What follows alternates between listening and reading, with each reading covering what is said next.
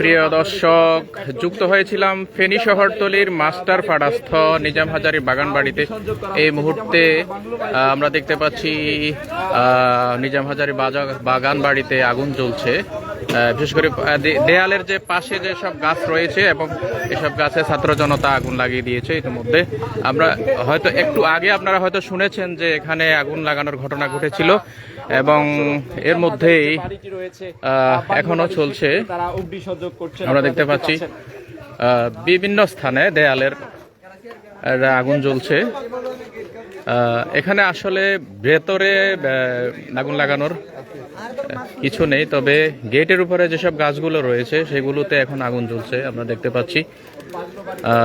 আমরা ইতিপূর্বে যেসব ফুটেজ সংগ্রহ করেছিলাম, বিশেষ করে বাগান বাড়ির ভেতরের যে চিত্রটি, সেই বিষয়ে ভবনটি ধ্বংসস্তূপে পরিণত হয়েছিল।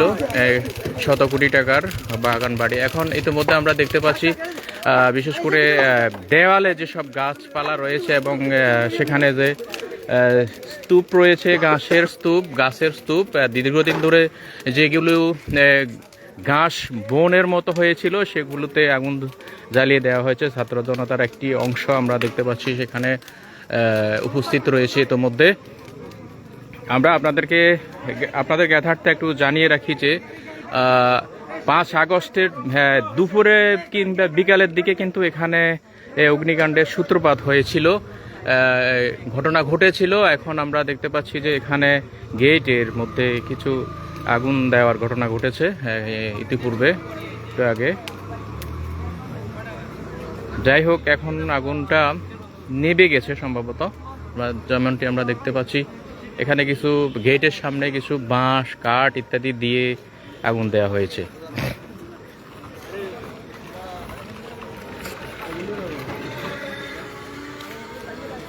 তবে ওইরকম ভাবে খুব একটা এখানে ধ্বংস করার মতো আসলে কিছু নাই। আমি মনে করি যে এখানে যেগুলো রয়েছে সেগুলোতে খুব একটা আগুন জ্বলার মতো কিছু নাই।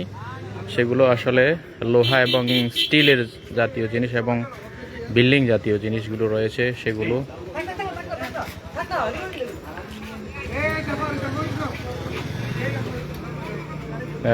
ছাত্র জনতা এখনো এখানে অবস্থান করছে আমরা যতটুকু দেখছি।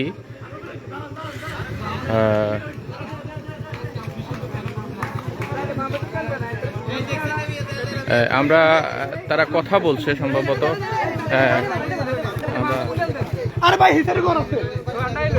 তারা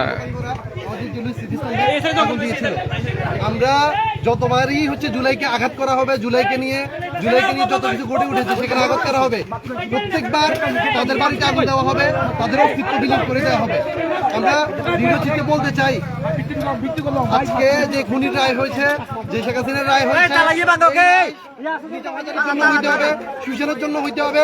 ফেনীতে যারা হত্যাকাণ্ড ঘটিয়েছে তাদের প্রত্যেকের খুনের রায় হইতে হবে, তাদের যে ফাঁসির রায় হইতে হবে। এবং ফাঁসি শুধু দিলেই হবে না, তাদেরকে ফাঁসি কার্যকর করে লাইভ টেলিকাস্টের মাধ্যমে সারা বাংলাদেশে নয়, শুধু সারা বিশ্বে যেন টেলিকাস্ট করা হয়, যেন আগামীতে কোনো ধরনের ফেসিবাদ কায়েম না হয়, কোনো ধরনের রাজত্ব কায়েম না হয়।